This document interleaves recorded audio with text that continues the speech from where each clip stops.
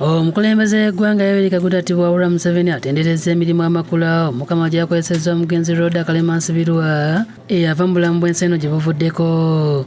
Obubaka buno abutisse omumyuka asooka owa Ssaabaminisita era minisita w'ensonga z'omukago gw'obuvanjuba bwa Afrika Rebecca Etwala Kadaga bw'abadde amukiikiridde mu kuziika mu Town Council y'Ekiboga. Pulezidenti ayogedde ku mugenzi ng'eyali ow'amaanyi era eyalafubanira ennyo enkulaakulana y'eggwanga lino naddala mu kutumbula obukulembeze bw'abakyala n'okwagala ensi ye mu kiseera bwe yabeera omubaka omukyala wa Paalamenti eya Uganda.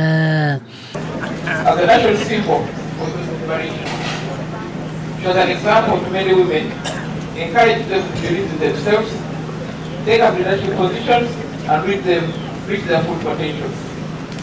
Rhoda Kalema put out the vulnerabilities and limits attached to the women folk by mainly African society.